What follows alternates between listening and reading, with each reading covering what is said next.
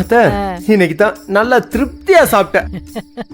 இந்த கிராமத்து சமையலுக்குன்னு ஒரு தனி ருசி இருக்கு. அத்த நீங்க பேசாம ஒரு மெஸ் ஆரம்பிச்சா என்ன? உங்க தோரணைக்கு மட்டும் நீங்க கல்லாப்பட்டியில உட்கார்ந்தீங்கன்னு வைங்க, சும்மா எப்படி இருக்கும் தெரியுமா? ஆரம்பிச்சிருவோமா அத்த? பசிக்கிற வயிற்றுக்கு சோறு போடுறது பெரிய புண்ணியம்பா. என் வீட்டுக்காரர் இருந்த வரைக்கும் என் வீட்டுக்கு தினமும் 10 பேராவது வெளியாளுக வந்து சோறு திம்பாக. சுத்துப்பட்டுல எங்க திருவிழா நடந்தாலும் சனங்க நம்ம வீட்டுல வந்து தான் சாப்பிடுவாங்க. ராவும் பகலும் அடுப்பு எரிஞ்சுக்கிட்டே கிடக்கும். சோறு போட்டு தேஞ்ச குடும்பம் எங்கேயுமே இல்ல, வாழ்ந்த குடும்பம் தான் இருக்கு. பழைய கதையெல்லாம் எதுக்கு இப்ப? என்னால போடுற சோத்துக்கு காசு வாங்க முடியாது. அது சரி, உன் அத்தை மரகதம் எப்படி சமைப்பா?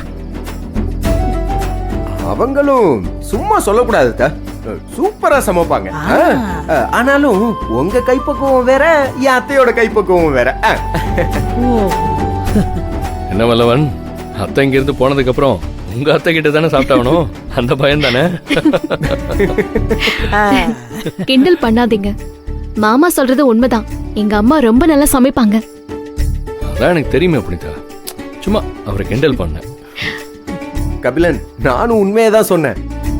ஆனா எங்க அத்தை இந்த நாட்டுக்கோழி மட்டும் சமைச்சாங்கன்னு வைங்களேன், சமைச்ச கோழிய பாத்திரத்துல இருந்து எந்திரிச்சு வந்து எனக்கு ஒரு பீஸ் கொடுங்க அப்படின்னு கேட்கும். அவ்வளவு ருசியா இருக்குன்னா பாத்துக்குங்களேன்.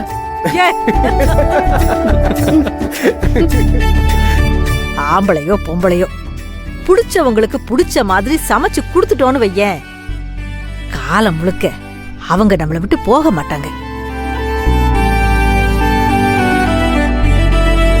ஏத்த இப்பவே நீங்க இவ்வளவு ஃபயரா இருக்கீங்களே, சின்ன வயசுல நீங்க எவ்வளவு கம்பீரமா இருந்திருப்பீங்க.